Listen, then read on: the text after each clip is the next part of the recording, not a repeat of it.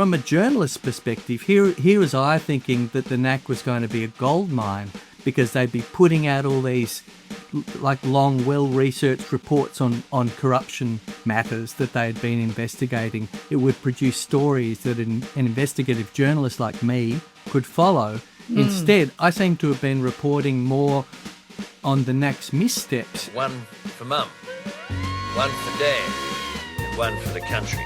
And there has never been a more exciting time to be an Australian. Budgets are about choices, Fran, and you show what you value through the choices you make. This is coal. Don't be afraid. Don't be scared. The Treasurer knows. I want an economy that works for people, not the other way around. We'll just end up being a third-rate economy, a banana republic. Just follow the money. G'day and welcome to Follow the Money, the Australia Institute's podcast that explains economics, politics and policy in plain English. I'm your host, Ebony Bennett. Ahead of the 2022 federal election, the Labor Party made the establishment of a national integrity body a key part of its campaign to win government. It will be one with teeth. It will be one that's serious. And what's very clear is that the only way that Australia will get a national anti-corruption commission is with the election of a Labor government. We can and will establish a national anti-corruption commission. When the new Albanese government passed its National Anti-Corruption Commission bills in November of that year, it proudly announced that it had, quote, delivered on our promise to the Australian people to return integrity, honesty and accountability to government. But there are serious concerns about not only the NACC's performance, but its judgment, including its handling of the Robodebt scandal referrals and the fact that it can only hold public hearings in exceptional circumstances. And there are questions about the qualifications expected of its senior leadership. So is the NACC in its current form up to the job, and should the government heed growing calls for reform? Joining me to discuss the National Anti-Corruption Commission is Nick Feik, writer, journalist and former editor of The Monthly. G'day, Nick. Hi, Eb. How are you? Good, thank you. So I'll start with the big question, Nick. In your view, has the NACC delivered on its promise of integrity, honesty and accountability promised by the government? To me, it's clear that it hasn't. When the NACC was announced, I was a huge supporter. I've always been a supporter of the idea of a National Anti-Corruption Commission. I know that you guys were pushing for it for almost a decade. I was very upfront at the very start of saying that the idea of not having public hearings was a real error. I thought it was going to be problematic in the long term. And I think that has been core to the problems that the NACC has had. We see just a complete lack of transparency from an organisation that was designed and implemented to bring transparency and accountability. Getting information out of them has been like getting blood from a stone. But the bottom line to me is that almost 3 years into the operation of the NACC, they've had a budget of, $60 to $70 million per year. They have had over 200 employees. And despite over 6,000 referrals to them, I would argue they haven't had a single major corruption finding. I don't think anyone could name a single thing that they have found that's of real public significance. And again, when we look back at the sorts of issues that I thought they were supposed to be looking at, all of the controversies that happened during the Morrison government time, things prior to that, none of them seem to have been addressed. There haven't been any major findings, but there have been missteps, like multiple missteps. So, from a journalist's perspective, here was I thinking that the NACC was going to be a gold mine because they'd be putting out all these like long, well-researched reports on corruption matters that they had been investigating. It would produce stories that an investigative journalist like me could follow. Instead, I seem to have been reporting more on the NACC's missteps and its sort of not great appointments for months, for years now. Yeah. I mean, we certainly know that some of the state anti-corruption bodies have generated those kinds of reports and issues for journalists to look into at the state level. But I do want to take there the Robodebt scandal in particular. The Robodebt scheme was a gross betrayal and a human tragedy. It pursued debt recovery against Australians who in many cases had no debt to pay. Robodebt was designed to boost the budget but wound up costing taxpayers nearly $2 billion, not to mention the lasting trauma for victims. It was wrong, it was illegal, it should never have happened, and it should never happen again. It really was viewed by a lot of people as the first big test of the NACC. The NACC operation eventually resulted in 2 findings of corrupt conduct against public officials. But I guess it's fair to say that whole process was far from smooth. Can you walk us through what happened there and the eventual outcomes that we saw? Yeah, so you'll recall that the Royal Commissioner, Catherine Holmes, had actually extended the life of her Royal Commission by a week so that she could make referrals to the NACC in time. So she made 6 referrals for possible corruption, what she thought constituted likely corruption, to the NACC right at the start of the NACC's operations, 3 years ago. And initially, after spending a long time looking at it, the NACC decided that it wouldn't investigate because it had already been looked into, according to Commissioner Brereton. Then, as probably people will remember, Commissioner Brereton's links to one of those Robodebt 6 became public. He was in the Army Reserve alongside Catherine Campbell. That was deemed not a good look. So the NACC inspector, who's who provides oversight to the NACC, looked into the matter. She suggested, after the NACC had decided that it wouldn't investigate, that they revisit their decision. So then they did investigate, but they found, the NACC inspector said, it was implied that the current leadership at the NACC wasn't in a good position to relitigate it, given their previous involvement in the first decision not to investigate. So they brought in external people who said, yes, we should investigate. Kylie Kilgour, who is the newest commissioner, came on board. They did a long investigation. Cut to a year later, which is takes us up to 2026. The NACC finally decides that they can make corruption findings, and they did. They made 2 corruption findings. Look, arguably, and to me, what it read was you have a slap on the wrist for the 2 lowest ranking members of the Robodebt 6. So neither the architect of the scheme nor the minister involved, in this case it was Scott Morrison, none of them had any findings against them. In fact, after, several people, including the NACC inspector, including Catherine Holmes, had said there's a corruption issue here, what in fact the NACC did was exonerate 4 of those people. So, arguably, I think they let people off, actually, cleared their name. Yeah, which is one of the key functions of an anti-corruption body, that ability to exonerate as well as its ability to make those findings of corruption. But what impact did this inquiry in particular have on the public's trust in the body, given the magnitude and the scale of the scandal associated, with Robodebt, literally requiring a royal commission? What impact did that have?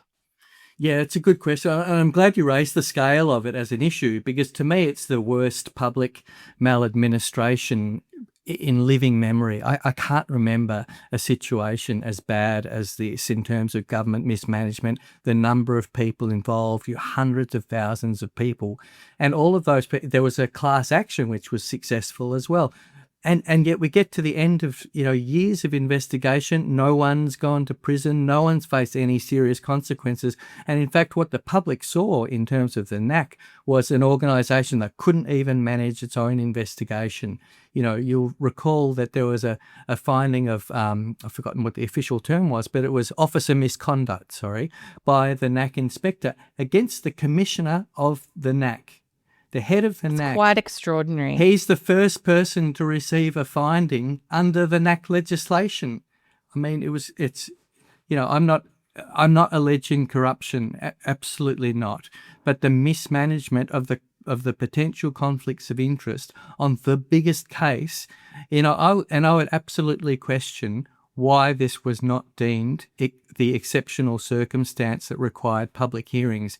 How could you possibly make the case that the biggest case of public maladministration in our history, the first major case that the NACC presents, with all of these transparency issues that have emerged as a result of the conflicts of interest of the commissioner, how you can possibly argue that this doesn't constitute a need for a public exposure of this investigation? I cannot for the life of me figure out what would deserve the label exceptional circumstances, if not this. Yeah, that would be my question. If this enormous public administration scandal doesn't meet that threshold, what on earth possibly would? It really doesn't give you any confidence that the NACC will be holding any kind of public hearings in future. We don't know what rationale they would use to discern what's an exceptional circumstance. We don't know what the process is. There's lots of things like this, and the appointments process that we looked into recently. There's such a lack of transparency about some of these things that I think the public has a right to be concerned. Well, can I ask you about that in particular? So you're co-author of an investigative piece published by The Point that did look at those appointments and the senior leadership of the NACC. Can you tell us a little bit about what you found? Yeah, it was a really complex investigation that we embarked on, and we did it. It was over a couple of months with two other journalists, Nick Feik and Elizabeth Minter.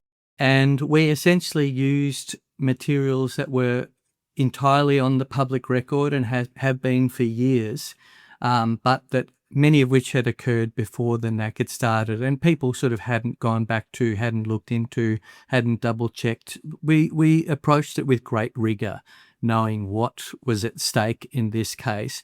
But the thing that drew our attention to the situation in the first case was that, so put it this way, the NACC starts, it's a national integrity body. It's the first national integrity body. They have the run of the field in terms of who they could appoint. If you wanted to look at best practice, you would look at the New South Wales NACC. You would look at what sorts of people become commissioners in that organisation. It's literally been judged the most publicly trusted anti-corruption organisation. If you looked at the equivalent postings of commissioners at the New South Wales NACC, and use that as your benchmark, the current NACC falls way short. So at the New South Wales, again, state, you would think that they have an even higher threshold for a national body, if possible. The state ICAC in New South Wales, every single commissioner that we looked at, bar I think one in its decades of history, has been either a SC, a QC, well now known as a KC, or a judge. Right? So all had senior legal experience over years, sometimes multiple judges, sometimes former Supreme Court judges, etc. Okay, so that's the benchmark. The people who were appointed to the NACC, the federal NACC, the deputy commissioners, were literally the minimum legal requirement. Their qualifications were the minimum requirements that under legislation were acceptable for commissioners. None of the three deputy commissioners have what you are SCs, QCs or former judges, okay? One of them was a barrister. One of them had an undergraduate law degree. Two of them, look, without going into details about the nitty-gritty of each of them, what I'm saying is their qualifications were not the highest qualifications that would have been available to the government by any means. There was a choice that was made, I think, in terms of what were the decisions around the qualifications of the deputy commissioners. Now, this comes into play when the commissioner, Paul Brereton, needs to step aside from something. So when he needed to step aside as commissioner, his responsibilities then flow to the deputy commissioners. When he has to recuse himself from defence matters, which are, financially, these are the biggest corruption referral matters in the nation at the moment, he can't look at them. Now he's had to recuse himself because of his links. So they then go to the deputy commissioners. So these deputy commissioners become really important when the person with the senior legal experience has to recuse themselves, the commissioner, Paul Brereton, as you said. But to be clear, these appointments are all allowed under the relevant act. But what you're saying is they're not at the highest standard they could be, and they had the pick of everyone. And it appears that's not who the government picked in these appointments. Correct. So one of the deputy commissioners has resigned in recent days. And Professor Gabrielle Appleby from the Centre for Public Integrity argues that this moment should prompt the government to amend the NACC Act to require transparent arm's length and merit-based appointment for the commissioner and the deputy commissioners. Is that what's required here? Do you agree with that? 100%. They've been a terrific organisation on this on the NACC, and them pointing to the absence of a transparent and merit-based selection process. There's something very pointed about those references, because what our investigation revealed was that for two of the commissioners, the deputy commissioners who were appointed to the NACC, one of whom has just resigned, their previous jobs, they were captain's picks into their previous government public roles, right? So what we have is commissioners of our own anti-corruption commission who were themselves hand-picked, parachuted into their previous government jobs. So even they weren't subject in their previous jobs to transparent merit-based selection process. So calls to strengthen those processes are absolutely critical, because also at this time, the NACC does not have a great reputation. They need to re-establish their integrity, re-establish the accountability mechanisms, that they have, and to prove themselves, like not just with findings, not just with some major corruption findings, like, by the way, that would be really great if they could do that, because that would go a long way towards restoring trust. But the other thing is that the problem of having so many issues around their own governance means that they've become the story, and the only way that they can get around this is by going for the best possible candidates in the cleanest and most open possible way for the replacement of the Deputy Commissioner. And I find this all even more boggling because the Australia Institute did some previous research into cronyism in the appointments process of the Administrative Appeals Tribunal, where we had cronyism of political appointments, many of whom had no legal experience whatsoever in this body that's often the last refuge of people who have had some kind of, interaction with a government process or service where, maybe their NDIS plan was, cut, or they're not they're ineligible for veterans payments or whatever. And this body was like their last refuge of appeal, and it was stacked with to the point where the government dissolved it altogether. Just kind of mind-boggling to me that we've ended up in this position. Exactly. So, if you have one job as an integrity and accountability organisation, it's surely it's to manage your own affairs. That's the first thing. Do no harm. Yeah. That would have to be like a Hippocratic oath for integrity groups as well, wouldn't it? Yeah, I would hope so. So based on our research, the Australia Institute has called for 5 key reforms of the NACC, including bringing forward the review of the body, giving it greater powers to hold public hearings because of what we were talking about. You know, that test of exceptional circumstances is clearly too high. What are the kinds of things that the government, in your view, needs to do to ensure that the NACC is functioning properly here? And I guess to restore public trust. Yeah, gosh, it's a really interesting and complex question because the government can't just intervene directly into the organisation of the day. As in, yeah, for good reason. Exactly. The government of the day can't say, well, you need to fire your commissioners and do, like, it can't be subject to that sort of political influence. So the extent to which the government and the Attorney General's Department can actually do things, it's limited, and I think the change has to come from the NACC itself, and I think the oversight, the joint committee, the joint parliamentary committee that oversees the NACC will have to exert some sort of influence, I think, over time, and that would involve both public and private pressure, I think. Look, I believe that that Paul Brereton's position is very difficult to maintain, and I wish that he would see that his presence there has become a long-running sore. I don't think he's helping the organisation, but that's my personal view. Look, the NACC inspector has a role, and one thing to look out for in the coming months is that she's looking into Paul Brereton's defence ties.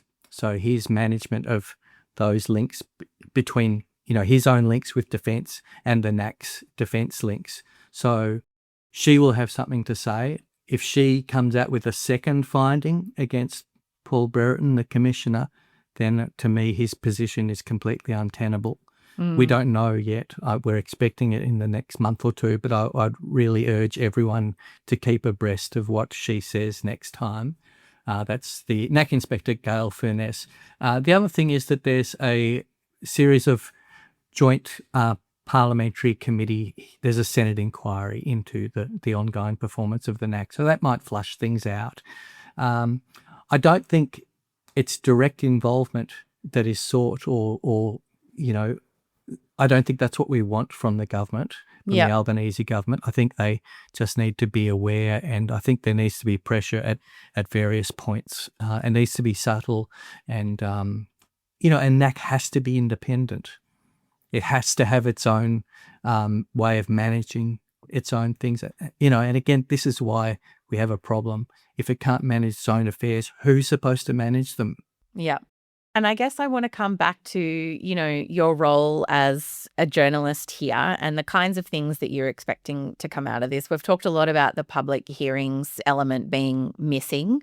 That has really, we know, been so critical. Public inquiries and public hearings, particularly for the New South Wales Independent Commission Against Corruption, was so critical to bring the public into those investigations. It helped surface kind of new witnesses and to bring new evidence forward.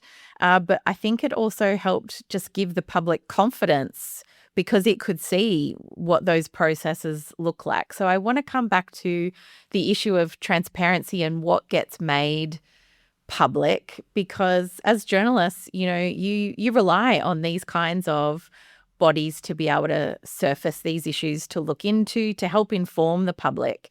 So to bring us back to that issue of transparency, I guess when you were first looking at the NACC, what kinds of things were you expecting to find that were missing, and how important is that transparency element to the integrity of this body and the public's trust in it? Yeah, well, I'd answer that in two ways. So going back to the start of the NACC, I actually had a fear that I remember stating publicly that just having long reports put out at the end of investigations, that would not provide anywhere near as much political momentum or transparency as public hearings. So if you can imagine, let's say that the NACC takes on a big investigation, they do it for 2 years, and they put out a very long, conclusion with possible corruption findings. It's 100 pages, it's 1,000 pages, whatever. When something like that drops into the public domain, it gets 2 days of publicity, right? And then everyone moves on. Whereas with public hearings, you get months, you get weeks and months of exposure. So this is how something like Robodebt really came to the fore in the public. It was because we could watch justice happening, watch the questions being answered. As it turns out, we haven't even got the big, long reports of investigations from the NACC. We're still waiting on a major report into any major corruption matter. So there hasn't even been a major report of any length, is what you're saying? There are sort of medium length reports on very small, what I'd regard as very small corruption matters. We're talking about employees at airports. You're talking about, mid-level bureaucrats at Home Affairs who give a job to their stepsister, or like small fry stuff. There's reports of those things. But in terms of like a big and major issue, serious and systemic corruption, there's kind of been nothing. Now, again, what are they doing? I just don't. I speak to so many whistleblowers, Eb. I get unsolicited emails from people like on a weekly basis who say, I've got this major issue that I've been that I referred to the NACC, and I haven't heard anything back. I'm not saying that they're not doing any work. I know that there's a lot of people at the NACC who are doing work, but there's some sort of disjunct there that people who are referring things are not getting satisfactory responses back, at least the ones that contact me. It appears to some people like it's a honeypot for allegations where, all these allegations go in, people are peddling around, but nothing seems to come out the other end. I really, really hope that this changes in the coming months and years, and that, maybe these long investigations that they've been doing all come to fruition. But we haven't seen any sign of it yet. And the strange thing to me is that the NACC hasn't realised how much of a dent this is putting in their own reputation. Like, why wouldn't they put out major corruption findings if they know that they're under pressure as an organisation? I literally don't understand what their political judgment is here. So I don't know. I mean, do you guys have a sort of sense of whether they understand that they're supposed to be putting out corruption findings?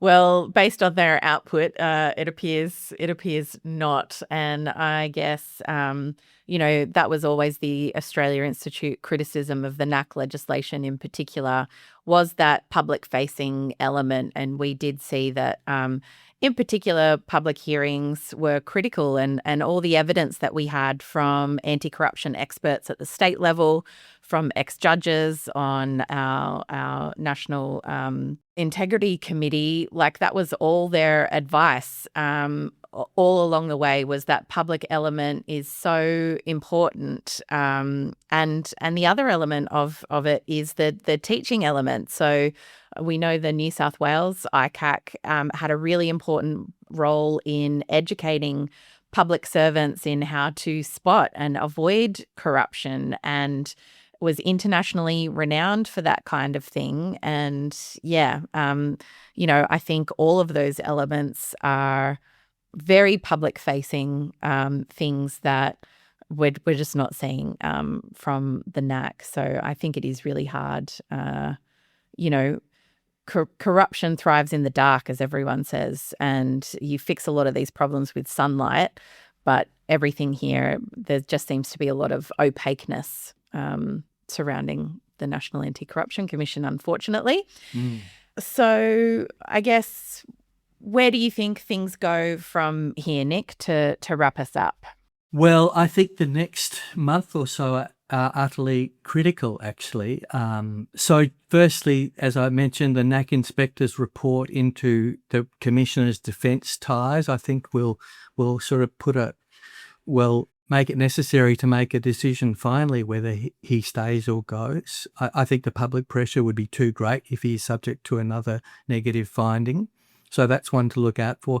The Senate inquiry, also one to look out for. But these are coming up in the next few months. And I think we're far enough into the NACC to be able to make sort of calls about their effectiveness so far. I've been slightly wary, I certainly was in the first 18 months, of jumping in and saying, well, they haven't done anything. But because investigations take a long time. Right? Yep. And there's a lot of people and you've got to set these things up. But coming up to the 3-year mark, as we're about to, I think it's sufficient time. So I think we're about to have a lot of conversations about this. And the other aspect is the appointment of the new Deputy Commissioner. Have they learnt? Are they willing? Will they appoint the best possible person that they can get for that job with the highest qualifications? If they appoint, a former KC or a former judge, I'll be satisfied. Much less than that, and I'll be wondering about their judgment again. Well, thanks for joining us this week, Nick. Thanks so much, Ed. Thanks for having me. This episode was recorded on Tuesday, the 5th of May, and some things may have changed since recording. If you want to read more about the National Anti-Corruption Commission, you should check out the investigative story from Nick and the other journalists at thepoint.com.au.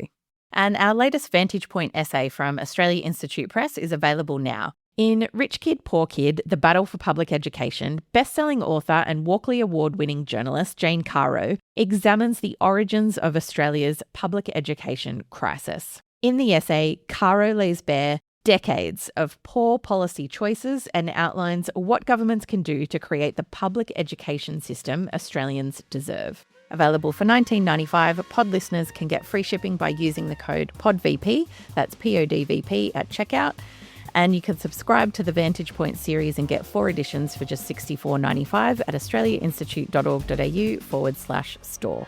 Our theme music is by Jonathan McFeet from Pulse and Thrum, with additional music from Blue Dot Sessions. I'm your host, Ebony Bennett. Thanks for listening.